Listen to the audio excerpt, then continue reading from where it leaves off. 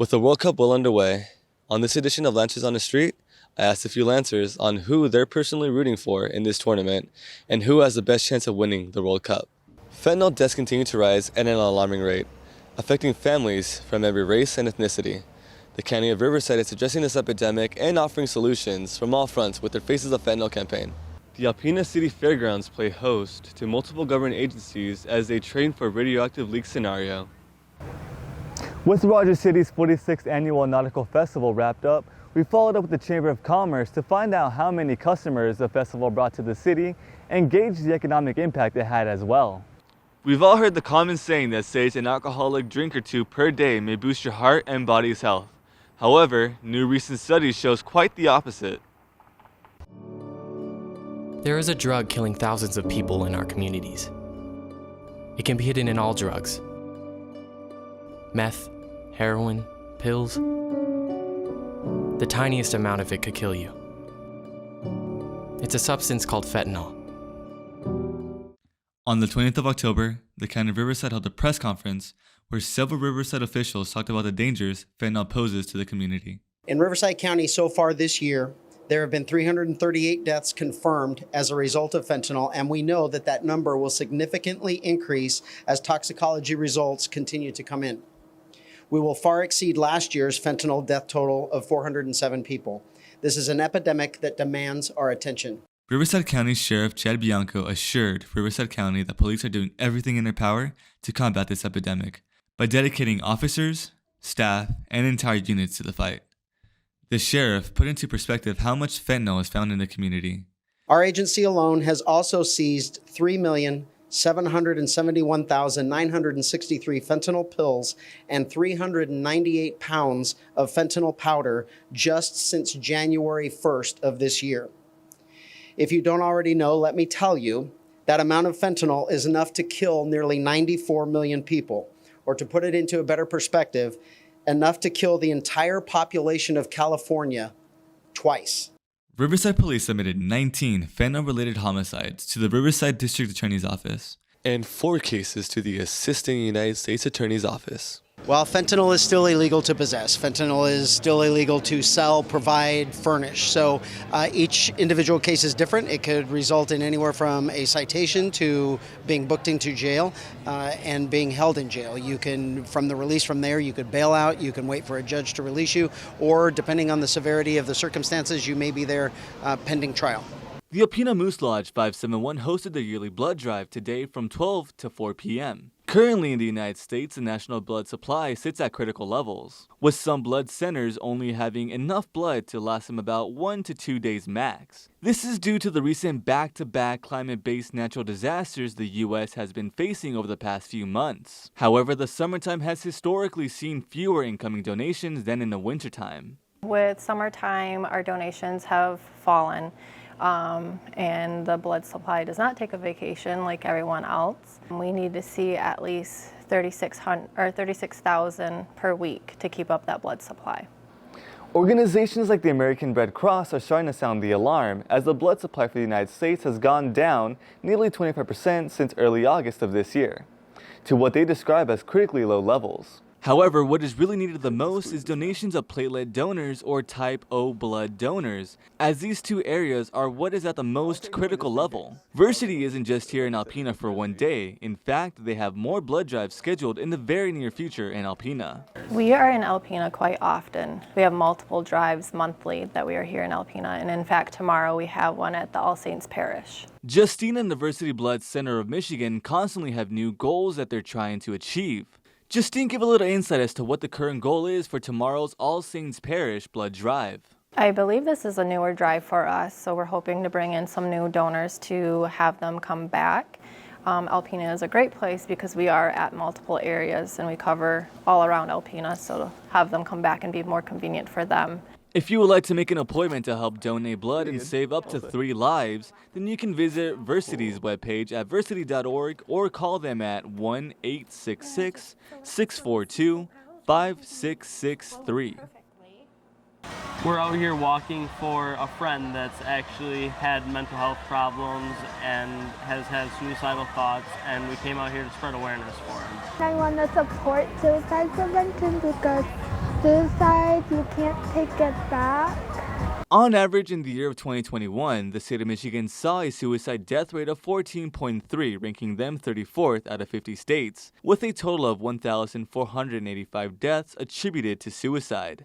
Jane Trestane, the walk chairwoman for the Suicide Prevention Walk, shares her personal experience with suicide. I lost my son not quite 5 years ago to suicide, and when I came home, he lived downstate. When I came back home here to Rogers City, I noticed that suicide wasn't anything people spoke about, and I knew that that was an issue. For many years, there was a big stigma in the United States when it came to talking about mental health issues or suicide. Just talking about mental health and suicide, letting the people know who are struggling with both, can make a world of difference. The stigma surrounding suicide and suicide prevention, just that word, is so great that it creates shame.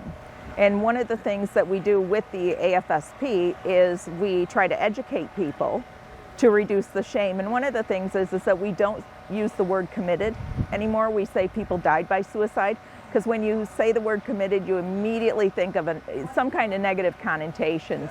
This is what our youths in our community are saying about suicide awareness. Just talk to someone, take one day at a time, and try to talk to someone, because if you're dealing with someone, people are gonna listen. People are gonna listen. So it's important to just talk to someone, not hide it, and get it out, because it'll make you feel so much better. Get help if you need it, and I feel like that's the most important thing to do. Many people don't really like to talk about it because they just feel like it's a touchy subject, but sometimes you just need to talk about it because it can get a lot of people help. If you are struggling with mental health issues or have any suicidal thoughts, just know that you are not alone, and call the Suicide and Crisis Lifeline at 988 and get the help you need. I think it has expanded quite a bit over the last few years especially.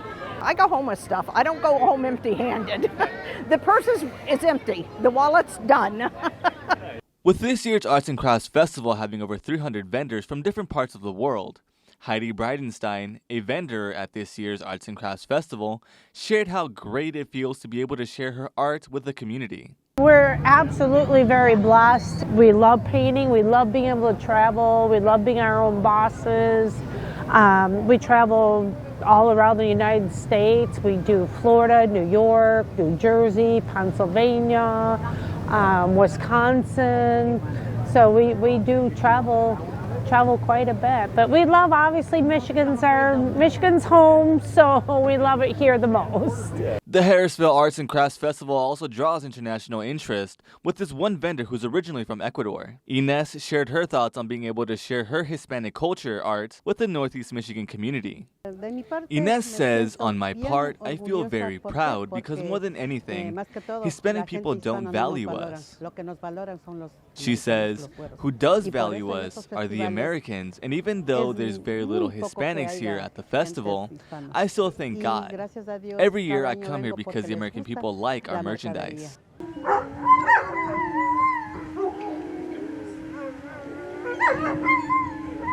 This is how the Michigan War Dog Memorial Canine Salute Team honored the military dogs who served in the armed forces. Oscoda unveils a new military working dog memorial statue, which features a handler and his canine companion at the Oscoda Veterans Memorial Park. The Michigan War Dog founder and president expressed his pleasure in seeing the military dog's hard work being recognized. Well, I'm very, very elated that this memorial is recognizing the war dogs. A lot of memorials, a lot of veteran parks have not done that yet. And I think Oscoda has stepped up to do this, which really, really makes me feel good that they did that. Because basically these military working dogs, they've been fighting alongside our men and women in uniform for many years. And they saved tons and tons of lives.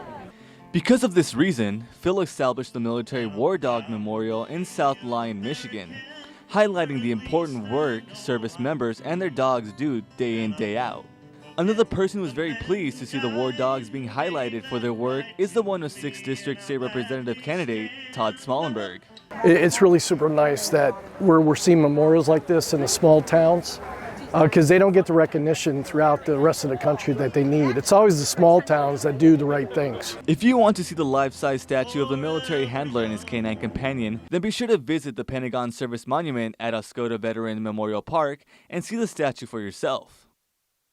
Many municipalities and states nationwide have ceased to celebrate the day, saying that the name of the celebration is offensive to Japanese people. But Hillman won't be stopping the celebrations anytime soon. Ann and Steve Riley, two retirees from Indianapolis, explains why VJ Day is important to them. Actually, there's a sense of community, patriotism. Look at this crowd. I think this whole town's here and surrounding community. So it's just something that we retired from Indianapolis, and this is all new to us. This is the only city that still does this in the country, and I just think it's great that they keep it going. U.S. Army veteran Bruce Brown also gives his opinion on how he feels about the VJ Day celebration. It's a celebration of our veterans returning from war. It's honoring the ones that gave their lives for this country, and that I respect deeply. Many refer to the World War II veterans as the greatest generation in the world. It's hard not to with how much they had to sacrifice over that 4-year period. 106 State Representative candidate Todd Smallenberg, who is a retired veteran himself, expresses how proud he is of Hillman to continue the tradition. I'm extremely proud. I mean, that speaks volumes of the town and the character of the people, that they continue showing the support and the love of our veterans that sacrificed so much during World War II. And I think that's boundless of what Hillman stands for and represents. For CBTV, I am Elmer Mejia Sagastume. Elmer Mejia Sagastume, WBKB News. In Alpena, Elmer Mejia Sagastume, WBKB News. Reporting in Alpena, Elmer Mejia Sagastume, WBKB News. This year's Nautical Festival was a huge success, and they'll be looking forward to continuing its momentum, making it even bigger for next year. Reporting in Rogers City, Elmer Mejia Sagastume, WBKB News.